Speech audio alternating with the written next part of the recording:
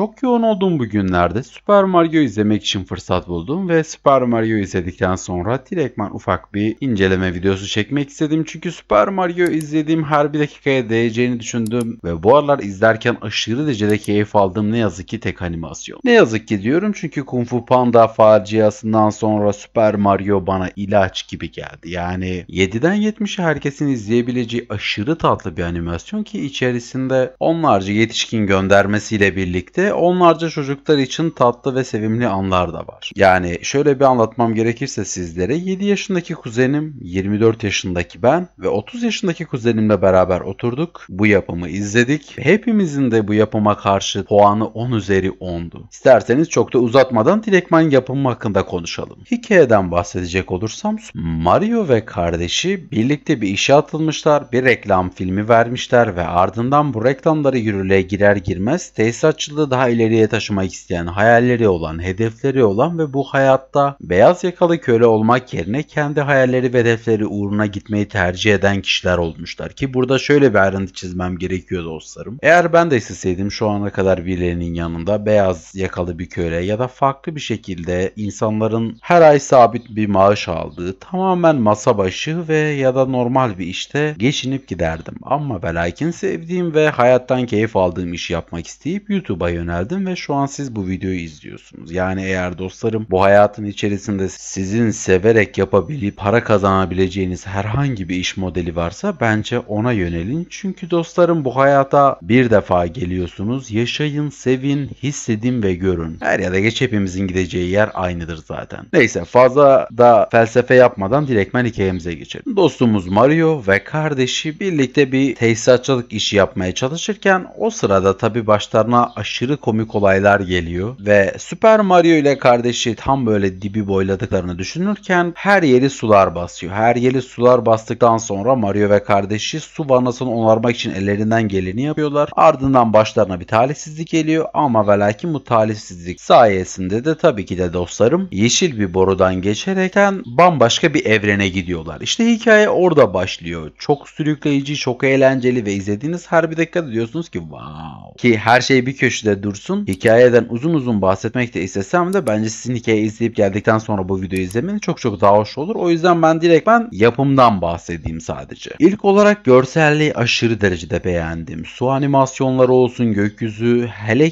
ki karakter tasarımları, yer gök demeden ağaçlar, yaratıklar olmak üzere yapımın içerisinde bulunan hemen bütün görsellere aşık oldum denilebilir. Yani animasyon çizerleri o kadar güzel çizmişler ki ve o kadar arda güzel sahneleri bize göstermişler ki hele ki bazı sahnelerde aşırı derecede böyle kendimden geçtim. Çünkü görselliğin zirvede olduğu ender yapımlardan bir tanesi. İkinci olarak seslendirmeden bahsetmek istiyorum. Özellikle Mario'nun Türkçe seslendirmesi cuk diye Mario'ya oturmuş. Yani bana göre soracak olursanız başka kim Mario'yu bu kadar güzel seslendirebilirdi diye bence kolay kimse seslendiremezdi. Ki burada da İlhan Erdoğan abimize kocaman sevgilerimizi iletiyoruz. Bu kadar güzel bir seslendirmeden ötürü. Ve yapımda Mario'nun kısa boyla ötürü sürekli insanların dalga geçmesini emin olun ki çok iyi anlıyorum. Çünkü zira benim de boyum o kadar uzun değil yani bir 65'lik bir boyum var Allah'ın vergisi. Ama ve lakin Mario'nun o girdiği kompleksi, insanların ona bücür demesini hele ki boydan dolayı bazen biraz da insanın kendi kötü hissetmesini anlıyorum ama şöyle düşünün dostlarım. Bazen isterseniz çok uzun bazen isterseniz çok kısa olun ama yeter ki siz yine siz olun. Sonuçta Büyük İskender bile 1.50 boyla neler başardı. Sonuçta Super Mario'da 1.10'luk boyuyla neler başardı ve nasıl da bütün kötülerin içinden geçti. Bu kadar yapımın güzel şeyinden bahsettim. Bir de eksik tarafından bahsedeyim. Prenses detayı. Yani bence prenses karakter olarak oturmuş burada. Hafif bir feminizm havası da vardı ama yeri geldiği zaman karakter olarak yeri geldiği zaman işlev olarak çok iyiydi ama görünüş olarak biraz eksiydi. Yani prensesi biraz daha güzel, biraz daha alımlı yapabilirlerdi ama ve lakin standart bir prenses ortaya çıkarmaya çalışmışlar. Başarılı olmuşlar ama ve lakin daha güzel bir prenses de görebilirdik en azından. Ardiyeten Mario'nun krallıktaki eğitimi hatırlarsanız dostlarım aşırı derecede güzel bir sahneydi. O sahne izlerken böyle kendimden geçtim adeta. Çünkü uzun zamandır bu kadar heyecanlı, bu kadar içimi kıpır eden bir sahne daha görmemiştim. Ama burada prensesin o parkuru daha önceden geçmiş olması biraz da böyle feminizm göndermesi olsa da yine de bunu hoş hoşgörüyle görüyoruz. Çünkü sonuçta kadın erkek demeden hepimiz insanız. Her şeyi istediğimiz gibi yapamazsak da çoğu şeyi diğerlerinden daha kötü veya daha iyi yapabiliriz. Ardından Kaplumbağa Kral ve aşk enerjisi gerçekten beni benden aldı. Yani prensese aşık olması, bir yandan koskocaman bir orduyu yönetmesi, hele ki dostlarım piyano sahnesi beni benden aldı. Yani bir canavar olsanız da koskocaman bir krallığı da yönetseniz, içinizden ateş de çıkarıp her yeri yakabilseniz de yine de aşk denilince ne yazık ki akan sular, akan ateşler bile durur yani. Ki yapımın içerisinde en fazla beğendiğim diğer şeylerden bir tanesi de gökkuşağının üstünde arabaların gitmesiydi dostlarım. Yani normalde bu tarz bir şeyi gördüğüm zaman aman be çocuksu deyip geçerim ama burada ne çocuksu ne böyle abartılmış ne de böyle kötü bir sahne izledik. O kadar tatlı ve o kadar güzel bir sahne izledik ki hem aksiyonun bol olduğu, maceranın içinde olduğu, aynı zamanda fantastiğin böyle dibinin ekmekle sıyrıldığı bir sahneydi. Ama ve lakin bu serinin zaten devamı eminim ki gelecek. Geldiği zaman çok daha güzel bir şekilde izleyeceğiz ama bu tarz insanın hayal dünyasını güzelleştiren sahneler umarım daima olur. Ve eleştireceğim bir diğer kısım şunu anlatayım dostlarım. Hatırlarsanız Super Mario dostumuz en son prensesle birlikte gorillerin ülkesine gitmişti ve gorillerle beraber savaşmak için bir sınavdan geçmesi gerekiyordu. Bir gorille savaşması gerekiyordu. O sahneye çok dikkatlice bakacak olursanız yani Super Mario ile goril arasındaki savaş evet çok güzel bir vs'ydi. Tatlı bir vs'ydi. Super Mario bayağı dayak yedi. En son prensesin yardımıyla kazandı bazı şeyleri. Ama orada şöyle bir eksi vardı, en azından kendi gözlemimle söyleyeyim sizlere. Super Mario'nun tek bir tane enerji kutusuyla kalkıp gorili alt etmesi benim için biraz daha böyle eksi bir hikaye olarak devam etti. Yani oradaki bütün kutuları kullansaydı, bütün kutuların kullandıktan sonra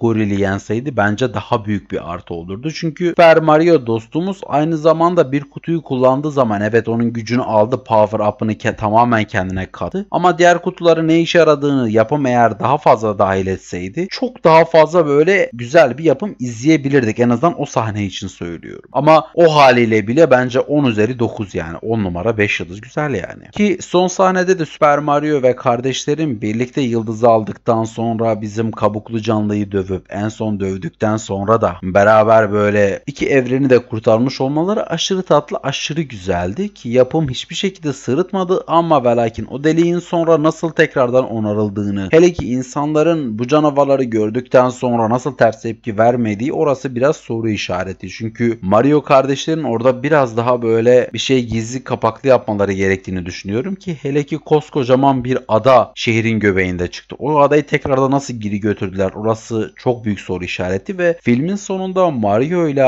prensesin arasındaki aşk ilişkisi neden o kadar fazla göremedik? O da biraz soru işareti. Onu da görsem çok daha iyi olurdu. Ve yapımın içerisinde tabii ki de en fazla eleştirdiğim kısım Luigi'yi olabildiğince az gördük. Mario'nun kardeşi Luigi ile Mario'nun sahneleri biraz daha farklıydı. Mario yapımın %80'inde vardı. Luigi %10'unda %20'sinde vardı. Yani Luigi'nin daha fazla olmasını isterdim ama ne yazık ki yapım böyle uygun görmüş. Artık hayırlısıyla bir sonraki yapımda umarım çok daha böyle Luigi'yi fazla görürüz ve Prensesle Mario'nun aşkı biraz daha fazla pekişir. Evet dostlarım ve canlarım, kısaca size anlatacaklarım bu kadardı. Umarım anlatımımı, umarım yapımı, umarım sizden bahsettiklerimi az çok beğenmiş ve sevmişsinizdir. Ben bu yapımı izlerken aşırı derecede keyif aldım. Sizin düşünceleriniz nedir? Gerçekten duymak isterim. Düşüncelerinizi ve görüşlerinizi alta belirtmeyi unutmayın. Bir sonraki gün ve bir sonraki videoya kadar kendinize çok iyi bakın. Hoşça kalın.